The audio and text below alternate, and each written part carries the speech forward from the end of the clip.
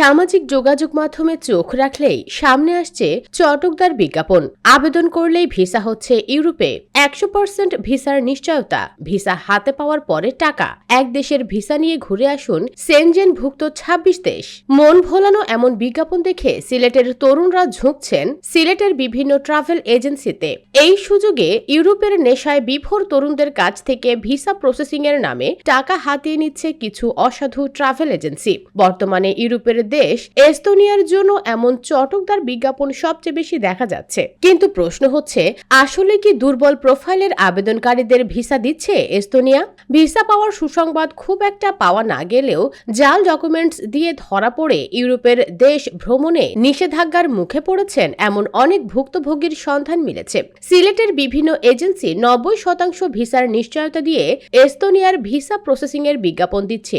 এজেন্সিগুলো প্রথমেই ফাইল প্রতি জমা নেয় 30 থেকে 50 হাজার টাকা। ভিসা হওয়ার পর 10 থেকে 14 লাখ টাকার চুক্তি থাকে। এরপর এজেন্সিগুলো জাল ডকুমেন্টস তৈরি করে আবেদন করে এস্তোনিয়ার ভিসার জন্য। বিজ্ঞাপনে এজেন্সিগুলো 90% ভিসা হওয়ার নিশ্চয়তার কথা বললেও বাস্তবে ঘটছে বিপরীত। 100 আবেদনকারীর মধ্যে ভিসা পাচ্ছেন 1 থেকে 2 জন। জেনুইন ডকুমেন্টস ও হাই প্রোফাইলের আবেদনকারী ছাড়া অন্যদের ভিসা প্রত্যাখ্যান হচ্ছে।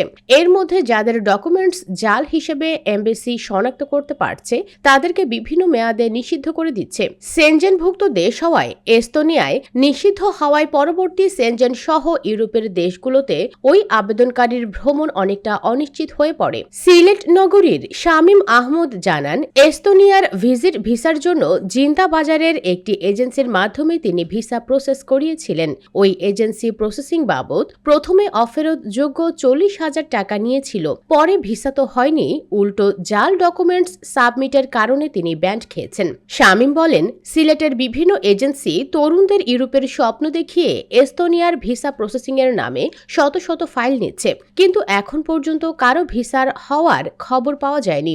এজেন্সিগুলো শুধু মুখে ভিসার হওয়ার আশ্বাস দেয়। এতে ফাইল প্রতি তারা 40,000 থেকে 1 লাখ টাকা পর্যন্ত হাতিয়ে নিচ্ছে।